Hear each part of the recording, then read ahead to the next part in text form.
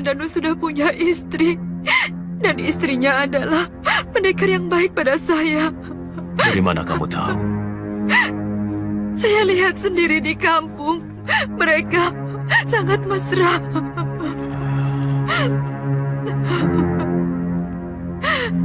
Mesin, kata orang bijak, seperti rezeki, jodoh pun diatur oleh Sang Pencipta nasib. Mungkin Kamandanu bukan jodohmu. Buktinya, ketika kalian saling jatuh cinta, ada orang lain yang merusak pagar ayumu. Sesudah kawin, terpaksa harus berpisah oleh cobaan demi cobaan.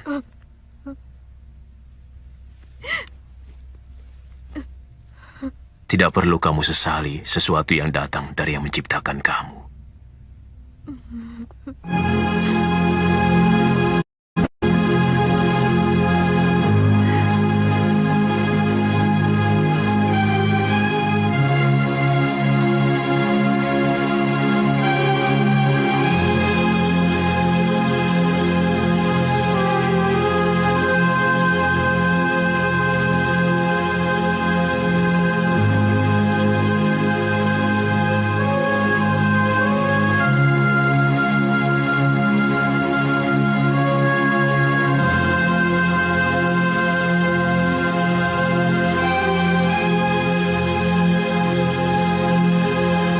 Mudah-mudahan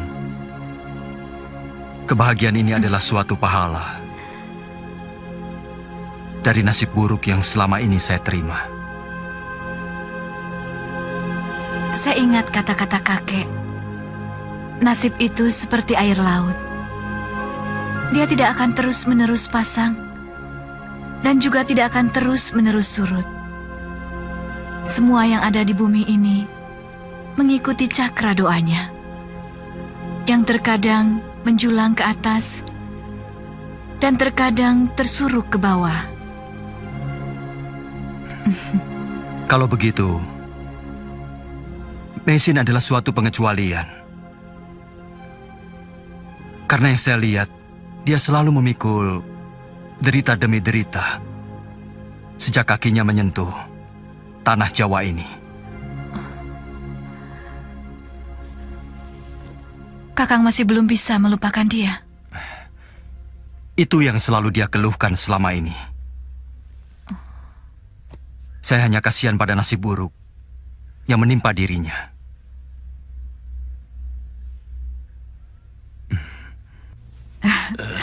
Tidak apa-apa. Bapak cuma kecapean, terlalu banyak kerja. Iya ya, kemarin saya baru membetulkan rumah. Oh, sebentar ya. Biar Tanca saja yang menyiapkan obatnya, Mei. Mei, akhirnya kapal yang kita tunggu datang juga. Aku melihatnya berlabuh di Pelabuhan Jedong. Siapkan pakaianmu, kita segera ke sana.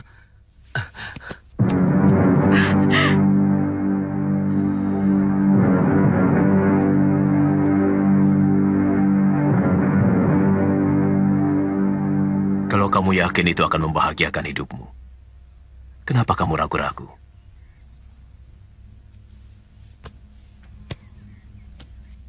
Sebenarnya, saya merasa tidak tega kalau harus meninggalkan guru sendirian di sini. Aku tidak sendirian, Mei. Ada Tanca dan banyak penduduk yang sangat membutuhkan pertolonganku.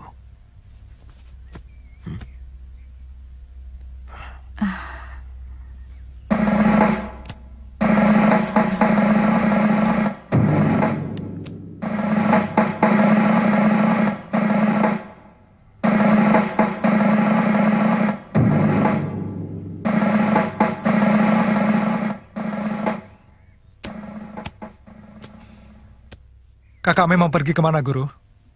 Setiap orang harus berani mengambil keputusan. Itu yang paling penting. Nah, kakakmu telah melakukannya dengan baik. Dia akan kembali ke tanah leluhurnya di Tiongkok. Tapi kan di sana sudah banyak tabib. Kita di sini masih kekurangan orang yang bisa membuat obat. Ada hal-hal yang tidak bisa hanya diukur dengan kepentingan orang lain. Sebab manusia selain harus bermasyarakat, dia juga harus memikirkan kepentingannya dan nasibnya sendiri.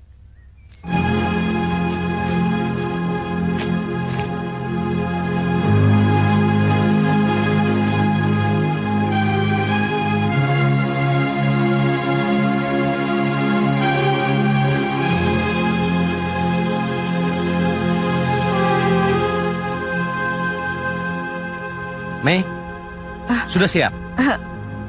Sudah.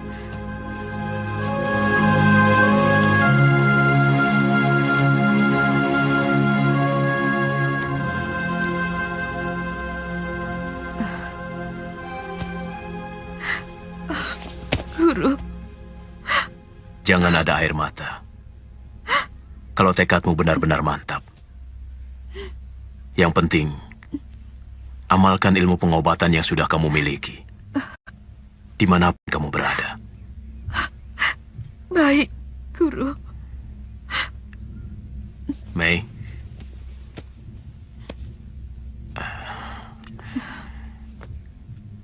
Berangkatlah. Sinhuan, jaga baik-baik keselamatan Meisin. Tentu, Tuan. Saya akan melindungi keselamatannya, melebihi keselamatan diri saya sendiri. Bagus.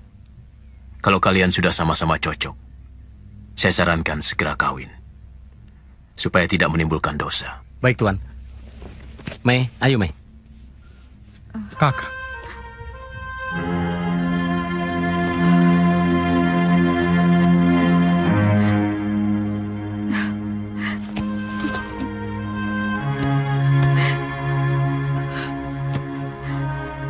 Tanja, jaga Guru baik-baik.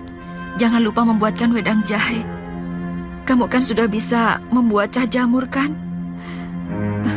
Guru senang cah jamur. Kalau minyak gorengnya habis, kamu bisa membuat sendiri, yaitu dengan santan kelapa yang harus dipanaskan secara terus-menerus, Tanja. Kalau bisa berburu babi hutan, lemaknya juga bisa dibuat minyak goreng, ya. bagaimana kalau saya dan Guru kangen sama kakak?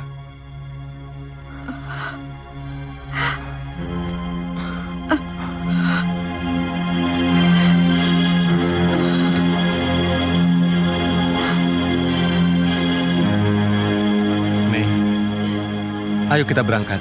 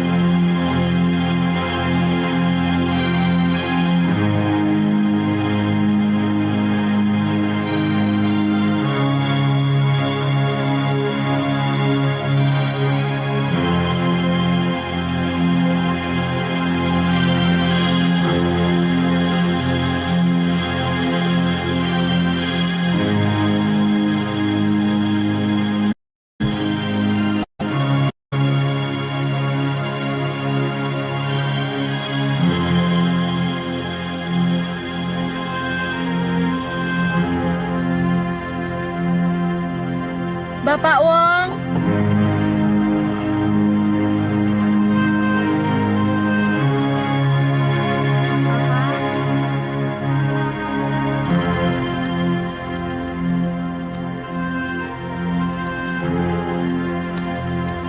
Meisin, Guru,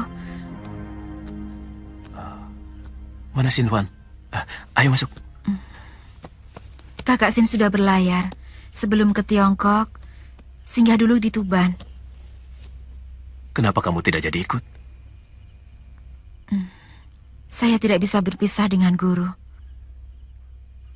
Karena di sana saya tak punya siapa-siapa lagi. Sementara di sini saya punya anak dan punya kenangan. Juga ada kuburan kakak lo. Saya sudah mengatakan padamu, kalau memang tidak mantap, jangan. Saya yakin bumimu memang di sini. Kamu akan menjadi tabib yang banyak membantu rakyat kecil. Sesuai dengan nama Jawamu, Nyi Paricara. Berarti pelayan. Pelayan masyarakat. Baik, Guru. Ibu tidak bisa meninggalkan padepokan, Wuni. Banyak orang yang membutuhkan pengobatan kepada ibu. Padahal saya selalu memimpikan untuk bisa membahagiakan ibu.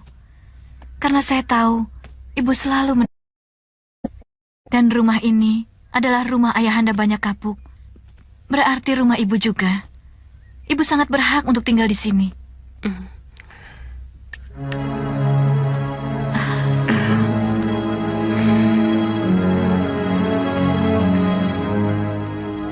Anakku, ibu sudah cukup bahagia melihat kamu bahagia. Tidak harus kita berkumpul, karena kebahagiaan itu letaknya di sini. Yang penting, sebagai istri, kamu harus bisa ngomong suami. Jangan sekali-kali mengadukan apapun kalau suamimu baru pulang bepergian.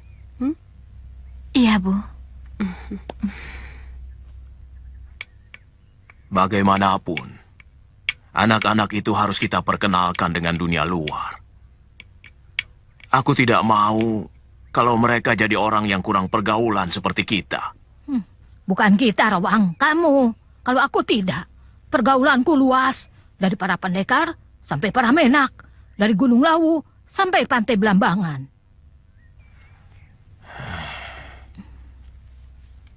Rawang, kamu kenapa? Sakit?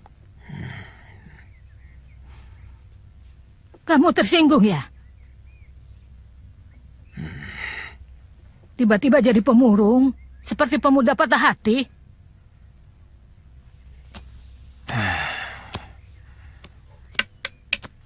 Beberapa hari ini, aku selalu merenung tentang perjalanan hidupku.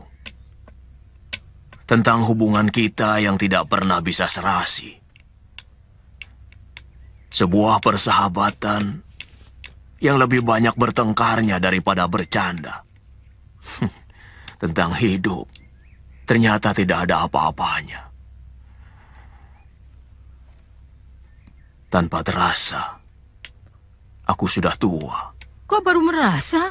Wong rambutmu sudah putih dan gigimu sudah ompong gitu kok. Itulah. Sudah sepanjang itu rupanya. Waktu kita habiskan dengan sia-sia. Aku belum merasa sebagai manusia yang berguna untuk sesamanya. Lalu maumu apa? Mau petentengan seperti pendekar muda? Kita ini sudah jadi masa lalu, Rowang. Meskipun belum pernah terkalahkan, tapi zaman sudah tidak lagi menghendaki kehadiran kita. Paling tidak, aku ingin berjasa kepada dua anak itu. Aku ingin memperkenalkan mereka pada kehidupan bermasyarakat. Di kota raja kalau bisa. Siapa tahu bisa bertemu dengan Kamandanu atau Mesin. Lalu? Sesudah itu, aku ingin menyepi di puncak Semeru. Aku ingin segera menghadap Hyang Widi. Kamu tega meninggalkan aku sendirian. Cuma segitu kesetiaan yang kamu janjikan pada saya selama ini, iya? Apa kamu hanya mencari alasan saja untuk meninggalkan aku? Iya? Kamu sudah punya kekasih lain? Nini, akhir-akhir ini, aku dihinggapi perasaan rindu kepada sang pencipta alam Mayapada. Sang pengatur cakra dunia. Aku ingin mengusulkan agar nanti dilahirkan kembali sebagai jodohmu. Walaupun hanya sebagai tukang kebun. Oh, jadi aku sebagai dayang atau mbok-emban begitu?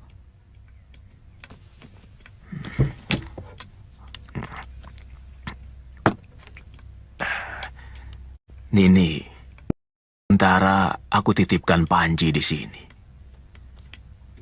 Aku mau ke kota Raja Majapahit di Trowulan. Mau mencari orang yang cocok untuk menitipkan kedua anak itu. Syukur-syukur ketemu orang tuanya, baik Kamandanu maupun Nini Meisin.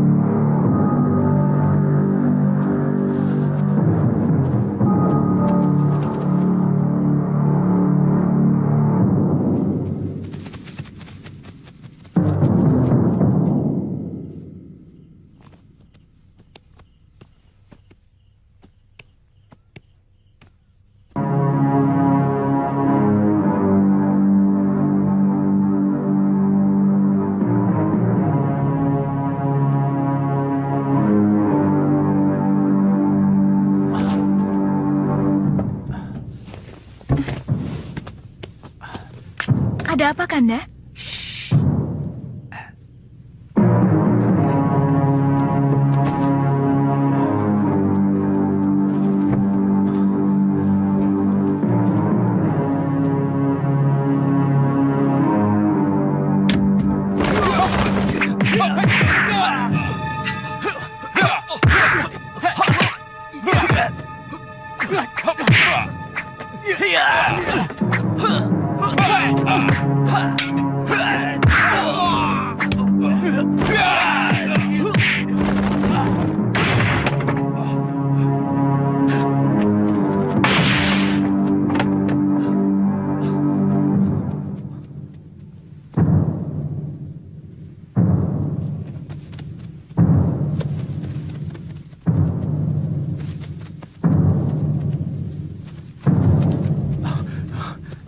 Ada apa, Gusti? Seperti dikejar-kejar orang? Kalau ada 3 orang datang kemari, cepat bunyikan titir. Mereka itu pengacau yang ingin memberontak. Siaga, Gusti. Hei, bangun. Ayo bangun. Dia pasti mengenali wajahmu, Sado. Dan orang licik itu pasti akan mengumbar fitnah yang lebih kecil daripada yang dia lakukan terhadap Kakang Gajah Biru. Saya tidak menyangka bahwa Halayuda ternyata memiliki kanuragan yang mumpuni. Saya yakin dia pasti mengenali saya. Menurut saya, sebaiknya Kakang Mbok beserta anak-anak mengungsi ke Panjalu. Kalau bisa sekarang juga, Kakang Mbok. Saya sudah menyiapkan kereta. Di batas kota raja, Nyimbo akan dijemput oleh pasukan saya. Lebih baik, secepatnya.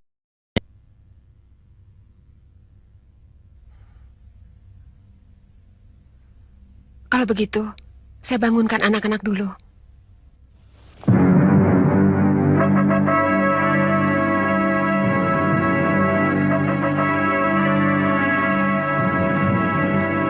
Salah seorang dari mereka saya tidak akan lupa. Dia masih kerabat Gajah Biru. Saya ingat bagaimana sorot matanya yang penuh dendam ketika mayat Gajah Biru diperabukan. Tapi kenapa harus ke rumah dia? Padahal yang menghukum Gajah Biru adalah Sang Prabu. Dan semua penumpasan itu tanggung jawab Patih Nambi. Di situ persoalannya. Saya curiga, semua ini ada yang menggerakkan. Ada dalang yang memainkan orang-orang itu. Paling tidak, pasti ada yang memanas-manasi keluarga Gajah Biru. Terserah pada Adi Tumenggung, apakah akan ditangani sendiri, atau Gusti Prabu diberitahu tentang semua kejadian ini. Segala kepentingan yang menggerakkan bala tentara Majapahit harus pengetahuan Kakang Patih dan juga Gusti Prabu. Harus ditindak. Rencana menurut Undang-Undang Kutara Manawa, hukumannya apalagi kepada petinggi kerajaan. Cari mereka sampai dapat. Dan hukumannya saya serahkan pada Halayuda. Ampun Gusti Prabu, sama sekali saya tidak memikirkan nyawa saya. Yang saya takutkan adalah mereka melampiaskan rasa dendam mereka atas kematian Gajah Biru dengan membunuh satu demi satu orang yang menurut mereka menyebabkan kematian Gajah Biru. Maksudmu? Mereka bisa membuat kekacauan baru, Gusti. Dan ada yang lebih menakutkan lagi. Kalau ternyata mereka adalah sebuah kelompok yang sengaja dibuat untuk mengadu domba sesama kita. Saya curiga ada dalang yang mengadu untuk melakukan semua ini. Dan yang disebut mereka belum tentu cuma 3 orang itu, Gusti. Ampun Gusti Prabu. Yang lebih berbahaya adalah kata-kata dari Dia Halayuda yang selalu samar-samar hingga menimbulkan tanda tanya siapa yang melakukannya. Ini memungkinkan di antara kita akan saling curiga dalam menerka-nerka siapa dalang yang dimaksud. Jadi menurutmu siapa, Nambi? Halayuda harus bisa mengungkapkan siapa dalangnya dan mencari bukti kebenaran dari dugaannya itu. Bagaimana, Halayuda? Kalau Gusti Prabu percaya, tugas itu akan saya jalankan dengan sebaik-baiknya. Saya minta dukungan pasukan dan juga Arya Kamandanu dan Sakawuni. Persiapkan yang diperlukan Halayuda, Tumenggung, dan berikan bantuan sepenuhnya. Saya tidak mau ada kerusuhan sekecil apapun di negeri ini. Baik, Gusti Prabu.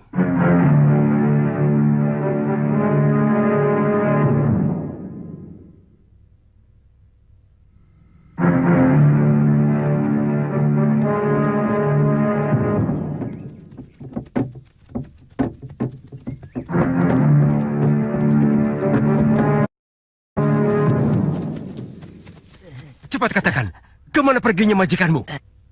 Sungguh, saya tidak tahu, Tuan. Perginya kapan, saya juga tidak tahu. Bohong! Sungguh, Tuan.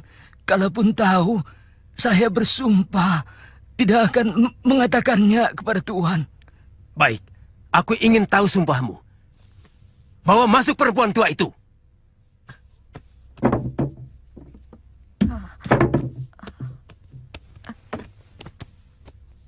Perempuan itu pelan-pelan. Potong dulu kedua kakinya. Kemudian kerat-kerat tangannya. Potong kedua telinganya. Ampun, Tuan. Hidungnya. Ampun. Baru kemudian lehernya. Ampun, Tuan. Ampun. Ampun, Tuan. Ampun. Ampun, Tuan. Jangan, Tuan. Jangan. Saya mau bicara. Kalau dari tadi kamu mau bicara, saya tidak perlu menyakiti istrimu. Kemana mereka? Ke Benjalu.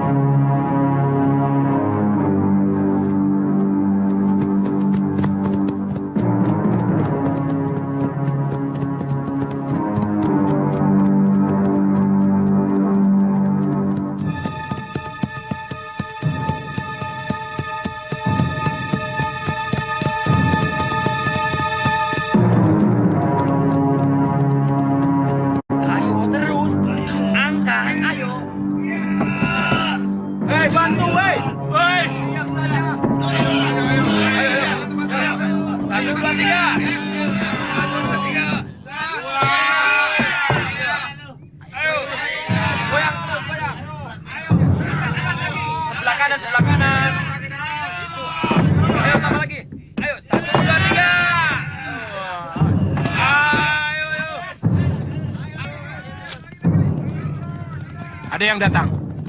Semua siap. Tinggalkan pedati itu. Berhenti! Itu mereka! Semuanya, jangan sampai lolos!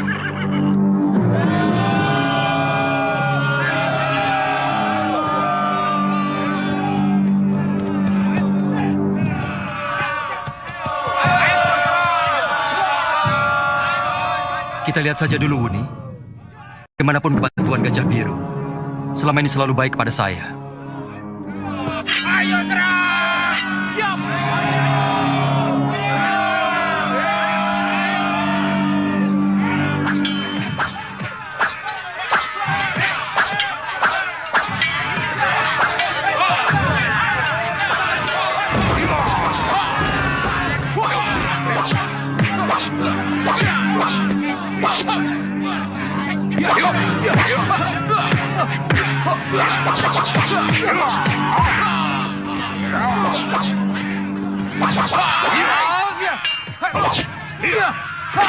Kamandanu, kamu tidak membantu Empu Wahana. Saya sedang menjajaki kekuatan mereka.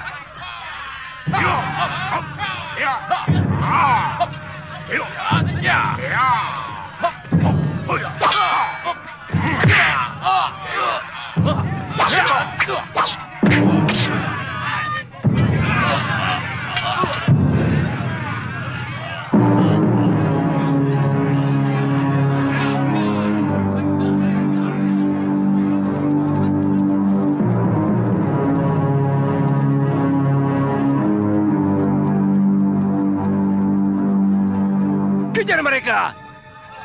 Semuanya!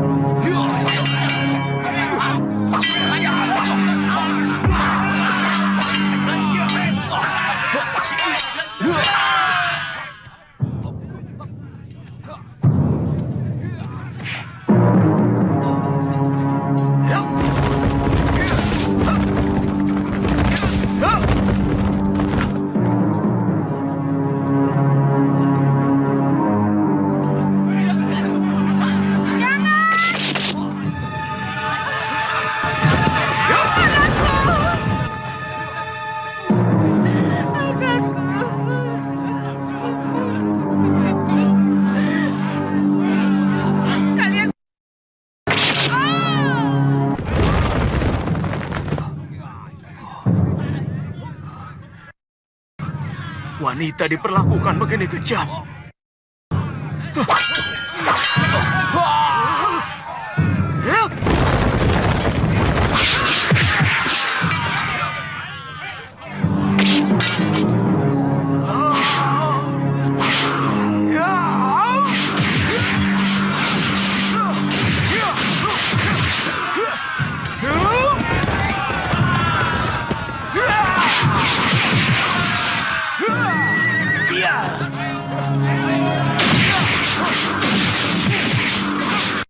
Orang tua itu! Jangan! Kamandanu! Hentikan! Aki! Kamandanu, Aki kenapa ada di sini? sudah lama aku mencarimu. Kenapa Aki melawan prajurit-prajurit Majapahit? Aku tidak bisa membiarkan yang dilakukan prajurit-prajurit Majapahit. Lihat ke dalam hutan. Wanita dan 3 anaknya tanpa senjata dibantai layaknya kawanan. Apakah itu perbuatan manusia? Mereka mau melakukan pemberontakan, Ki. Tapi bagaimanapun, mereka tetap manusia. Apalagi seorang wanita yang tidak berdaya. Atau prajurit Majapahit. Hanya beraninya membantai wanita. Tanpa senjata lagi, ya. Kamandanu, kamu yang jadi pimpinan tentara yang berjiwa rendah itu. Iya. Saya salah satu dari rombongan tentara itu, Ki. Tapi kejadian itu lepas dari pengamatan saya. Jangan cuci tangan. Akui saja kalau itu memang kesalahanmu. Kamandanu, sepertinya aku pun sudah tidak kuat lagi. Carilah anak dan keponakanmu di Randu Alas Wadon. Saya akan mencabuti anak panah itu, Ki. Aki harus diobati. Kematian seperti ini yang sangat ditunggu oleh setiap pendekar. Ini adalah kematian yang paling terhormat. Nini Raga Runting, kau pasti bangga.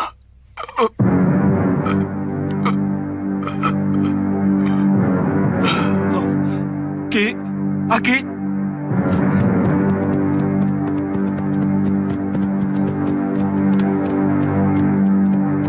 Buat apa kamu tolong seorang musuh, Kamandanu? Dia manusia yang paling berbudi yang pernah saya temui di dunia ini. Dia telah berani melawan tentara Majapahit. Karena tentara kita berhati kejam. Sangat kejam. Siapa tadi yang masuk ke dalam hutan? Tuan Temenggung. Saya minta tentara yang tadi masuk ke dalam hutan supaya dihukum berat. Mereka telah membantai wanita dan anaknya dengan sangat kejam. Tapi Kamandanu, mereka pemberontak. Laki-laki atau perempuan, hukumannya sama saja. Menurut orang tua yang baru saja tewas ini, mereka sama sekali tidak bersenjata. Apakah pantas seorang tentara bersenjata lengkap membantai wanita dan anak yang tidak bersenjata? Apakah tentara itu bukan manusia, sehingga tidak memiliki kemanusiaan?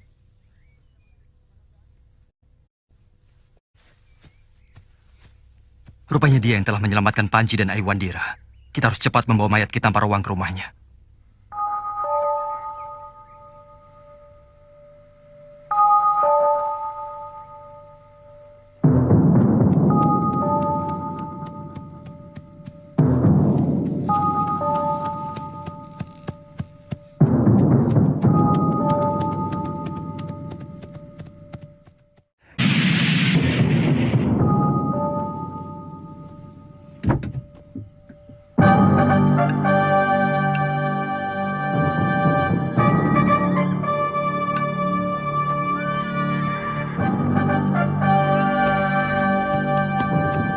Ini rumahnya, Kakak.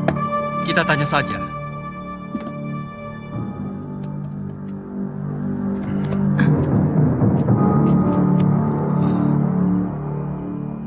Nini Raka Runting.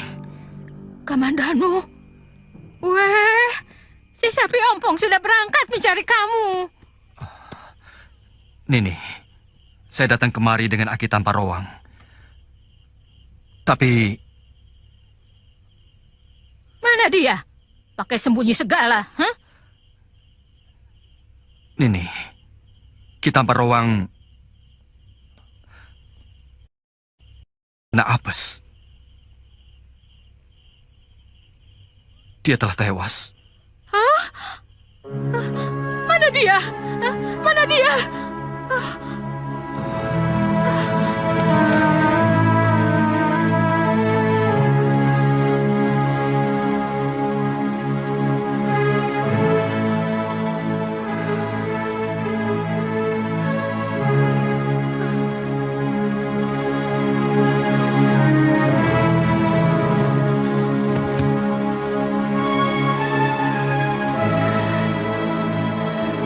Rupanya kamu sudah melihat kuratan nasibmu, Kakak. Itu sebabnya kenapa kamu kemarin mengatakan ingin melihat wajah sang pencipta jagat raya ini. Itu kenapa kemarin kamu mengatakan ingin dilahirkan kembali sebagai tukang kebun. Kakak, nasibmu jelek sekali.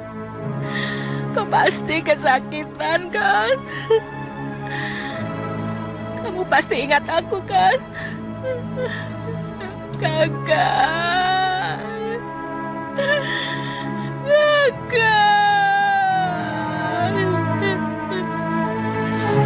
Akhir dari kata-katanya sebelum dia meninggal, dia menyebut Nini Raka Runting.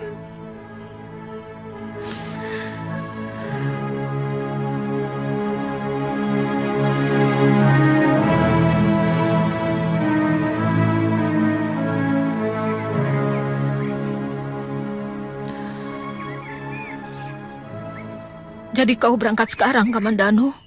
Kalau bisa, Aiwandira dan Panji Ketawang mau saya bawa ke Pahit, Nini. Sekarang aku sebatang kara, Kamandanu. Biarlah untuk sementara Aiwandira bersamaku. Kalau kamu kangen, kamu bisa datang ke rumahku. Tapi kalau Aiwandira yang kangen, biar saya antar dia ke Majapahit. Panji? Kamu ikut pamanmu. Di sana kamu bisa belajar tulis baca. Kamu juga bisa jadi tentara kalau kamu suka. Pamanmu sudah jadi senopati tentara Majapahit. Benar, Paman. Kamu ingin menjadi seorang penyair seperti bapakmu?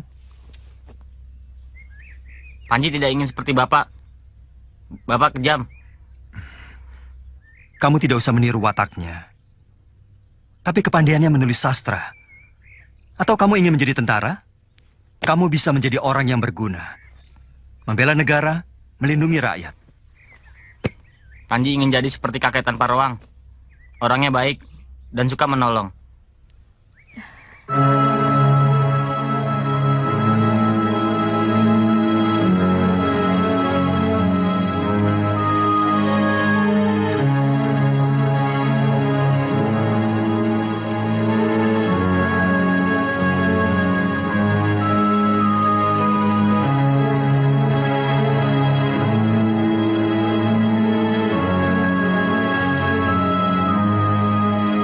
Bagaimanapun, prajurit-prajurit itu secara tidak langsung adalah anak buah Adi Tumenggung sendiri. Kalau kita hukum mereka, pasti akan timbul tanda tanya bagi rakyat dan juga para rakyat yang lain, terutama Gusti Prabu. Akibatnya, Adi sendiri yang akan mendapat malu. Tapi perkataan Kamandanu sangat mengena. Lama saya itu. Kemudian hati kecil saya berkata, kalau seorang tentara sekejam itu kepada wanita yang seharusnya dilindungi, lalu apa bedanya dengan begal dan rampok? Adi jangan lupa bahwa mereka adalah pemberontak. Ingat Adi Tumenggung, nyawa saya sendiri hampir hilang oleh mereka. Dan itu semua pasti atas suruhan istri Gajah Biru yang dendam kepada saya. Bagaimana dengan ketiga anaknya? Barangkali mereka tidak mengerti adanya perseteruan antara Kakang dengan Paman Gajah Biru. Omong kosong. Perempuan itu pasti juga mencekoki ketiga anaknya untuk mendendam kepada saya. Begini saja Adi Tumenggung. Terserah kepada Adi. Saya hanya sarankan, kalau Adi tidak mau nama Adi tercemar, lebih baik tutup saja kejadian itu. Ingat, yang akan menerima laporan bukan cuma Gusti Prabu, tapi juga Empu Nambi yang sedikit kurang suka kepadamu.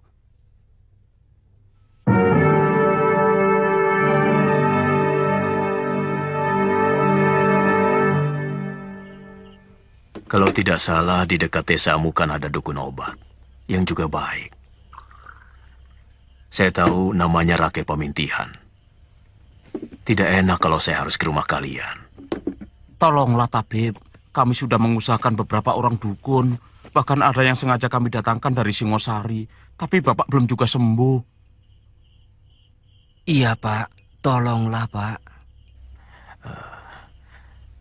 Bagaimana, Mei? Guru yang telah mengatakannya sendiri, seorang tabib harus menolong sesama manusia. Apalagi yang memang sengaja datang untuk minta pertolongan. Maksud saya, bagaimana nanti perasaan Rake Pemintihan? Mungkin dia akan menuduh saya mengambil rejeki dia. Saya sudah ketiga kalinya mengobati orang di daerahnya. Guru, bukankah guru bisa menjelaskan bahwa orang itu minta pertolongan? Sebagai seorang tabib, guru wajib memberikan pertolongan.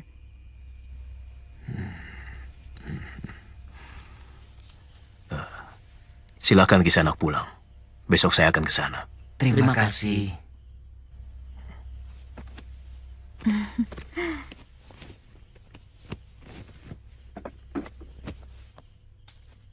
Kalau ini dibiarkan terus, bisa-bisa Rake akan menganggur seumur hidup.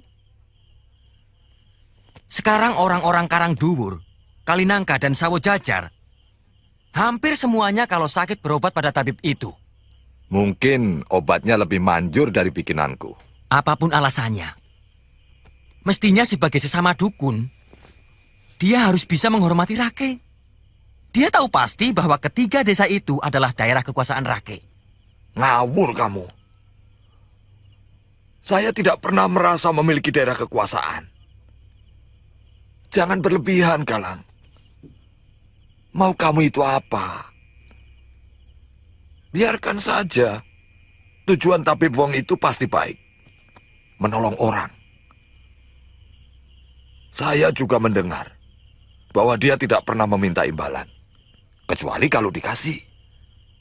Tapi dia telah merampok penghasilan Rake, penghasilan saya sebagai anak buah Rake. Saya tidak pernah merasa terganggu. Kalaupun ada yang saya setujui dari pendapatmu itu, tentang mestinya sedikit menghormati saya. Sekedar kulon wun. Soal yang lain, tidak. Saya tidak apa-apa. Rezeki itu ada yang atur.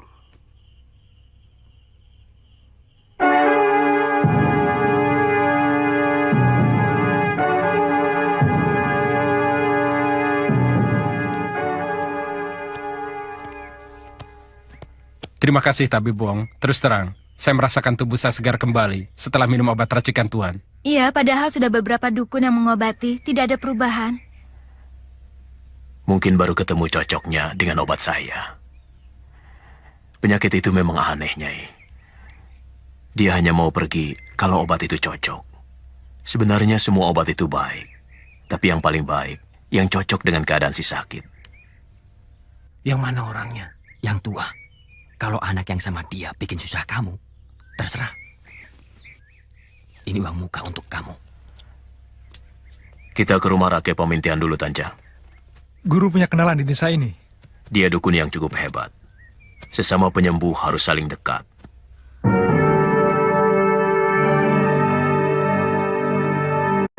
Saya sudah mendengar kemujaraban obat buatan Tuan. Sehingga banyak penduduk desa sekitar sini lebih suka berobat pada Tuan. Itulah sebenarnya yang ingin saya sampaikan, Rake. Saya benar-benar tidak enak pada Rake.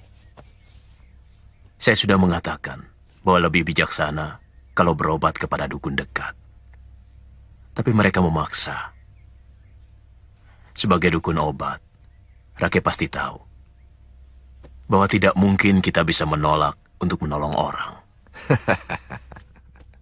Saya bisa mengerti Tuan Wong. Tidak apa-apa, tidak apa-apa. Saya senang.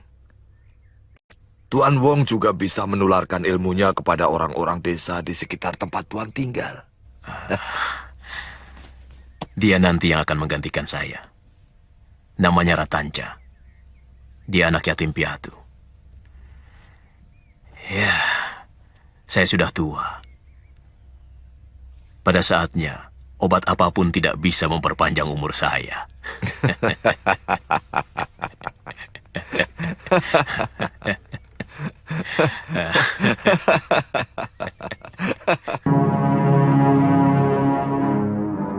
Itu dia orangnya. Cepat, lakukan tugas masing-masing.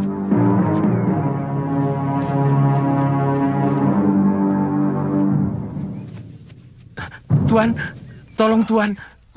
Teman saya diterkam macan. Macan? Mana? Di sana, Tuan. Itu. Ayo, ayo.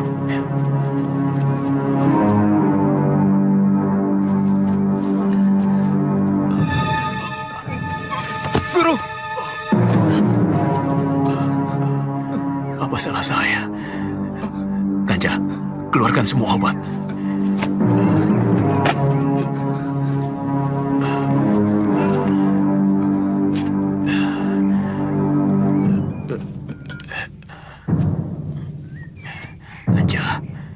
Jangan bingung menghadapi orang sakit. Ambilkan obat penghenti aliran darah.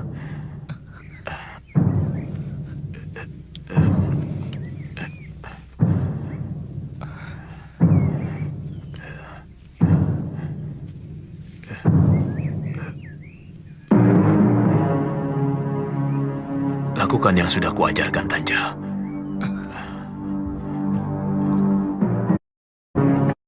Telan ini, Guru. Saya tahu, kamu sudah mampu. Obat luka dalam.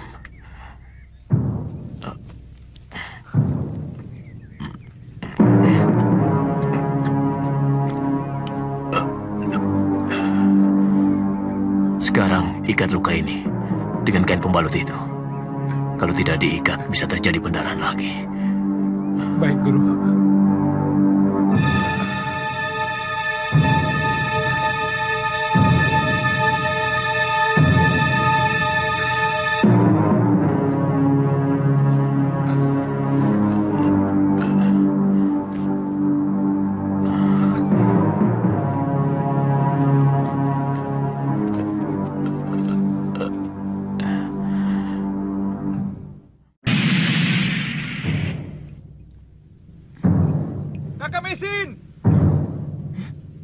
Kakak Mesin!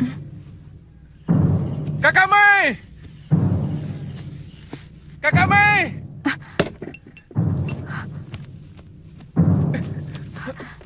Guru? Tanca, Guru kenapa? Ada yang menikam dada guru. Apa alasannya? Saya tidak tahu.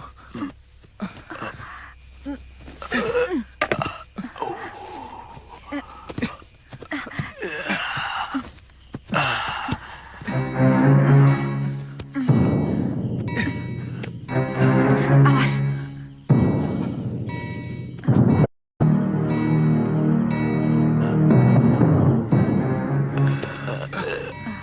Tanca.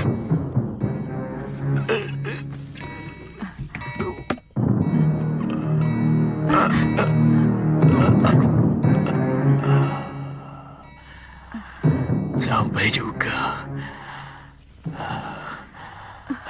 Guru.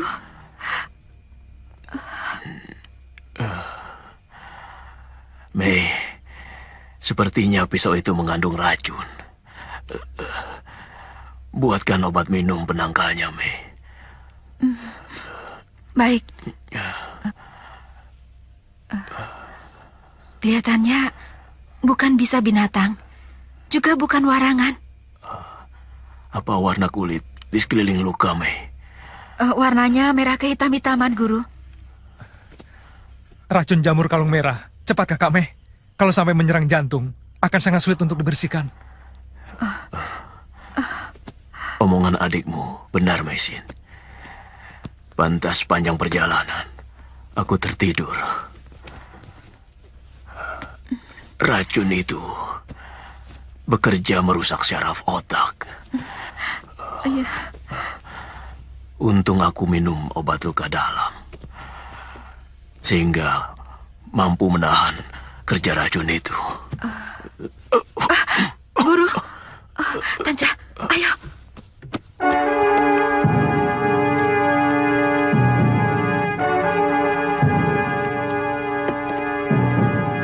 Tanca, bagaimana kejadiannya? Kenapa sampai begitu? Mula-mula ada orang yang minta tolong. Katanya temannya diterkam harimau. Lalu waktu guru tolong, tiba-tiba rusuk guru ditusuknya. Aneh sekali. Saya benar-benar tidak mengerti watak penduduk negeri ini. Sebenarnya apa salah guru? Yang saya tahu, selama ini guru tidak pernah mempunyai musuh. Mungkin mereka berniat mau merampok. Rasanya tidak. Sebab penampilan guru selalu sederhana. Tanca, kamu masih ingat wajah orang yang menusuk guru?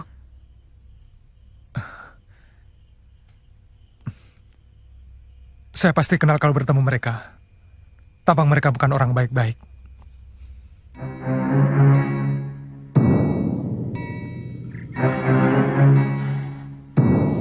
Tidak usah ada dendam. Sebab dendam adalah kotoran hati yang selalu berusaha untuk mempengaruhi pikiran waras manusia untuk berbuat buruk.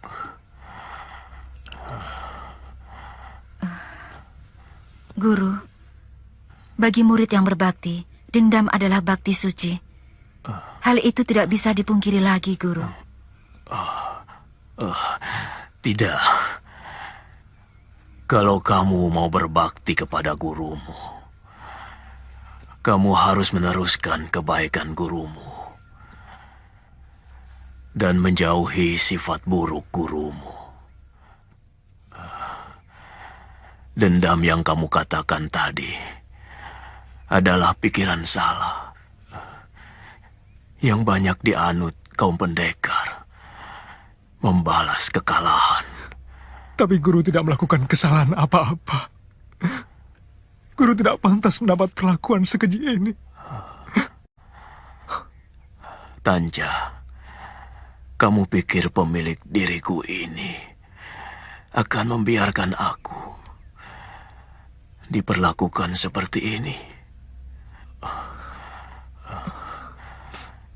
Dia yang akan membalas. Guru,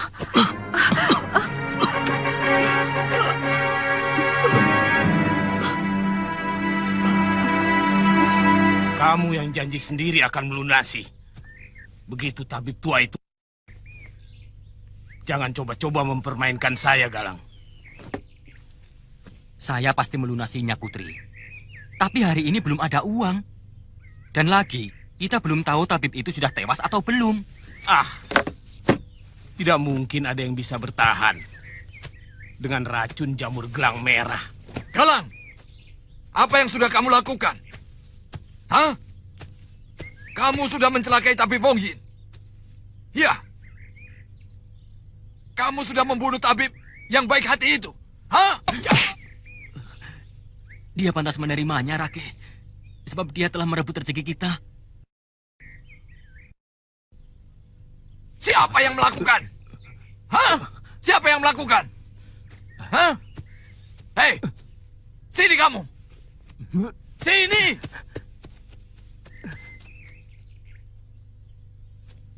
Tabib Wong Yin itu sudah baik-baik datang ke sini. Kula nuwun dan minta maaf karena terpaksa harus menolong orang di daerah sini. Apalagi kalau kita mau bersaing dengan dia, kita harus lebih giat lagi belajar. Menemukan obat-obat baru yang lebih manjur. Bukan dengan membunuh dia. Otak kamu.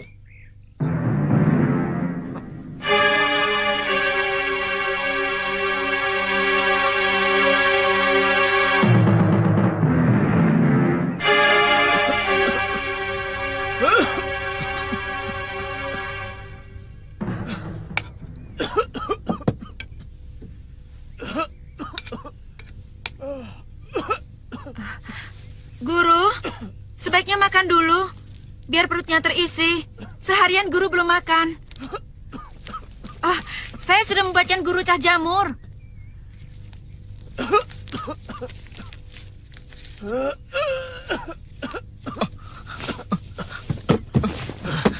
Guru, guru.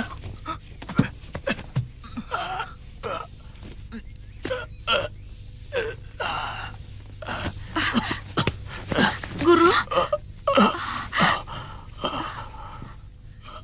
Racun itu sudah merusak jantungku, Mei. Tapi rasanya segalanya sudah saya rampungkan. Kalian sudah mampu mengobati orang. Yang penting, mulai sekarang kalian harus menulis jenis-jenis tanaman obat yang kita temukan, lengkap dengan kegunaannya.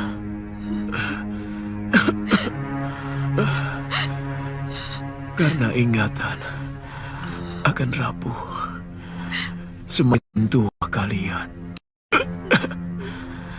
Daya ingat akan semakin lemah dan pikun. Tapi tulisan akan abadi. Sebab siapapun akan bisa membacanya. Guru akan sembuh. Karena obat itu sekarang sedang bekerja dalam tubuh guru. Jangan bicara seperti itu, guru. Mengapa guru tidak mempercayai kemanjuran obat guru sendiri? Kalau guru tidak percaya, bagaimana saya dan orang lain bisa percaya? Tanja, tabib itu bukan sang pencipta.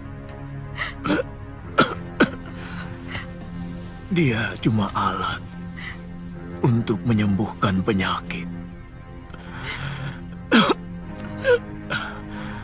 Sementara ada satu penyakit yang tidak bisa diobati, yaitu kematian.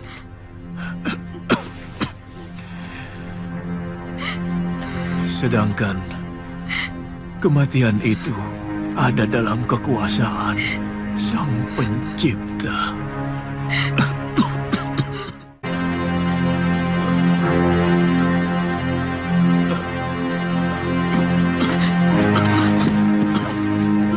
Guru mau minum?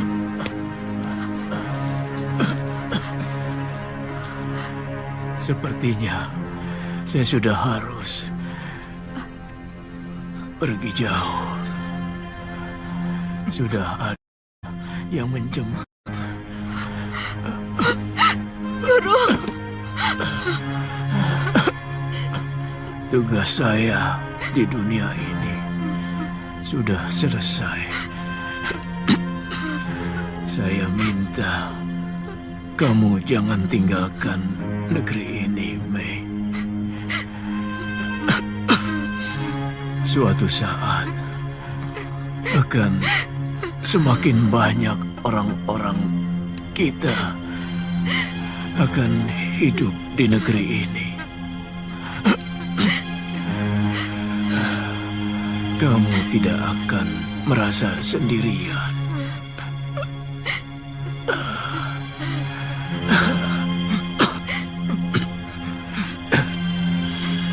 Sanja, kamu juga harus meneruskan tugas saya.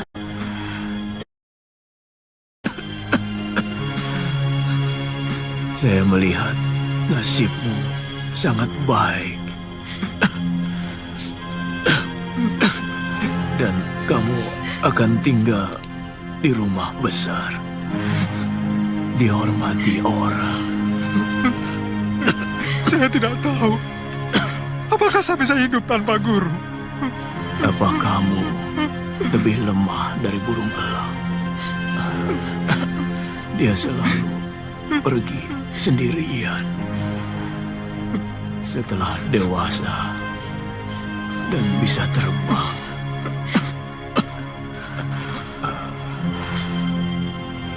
jangan pernah ada keraguan dalam menjalani kehidupan.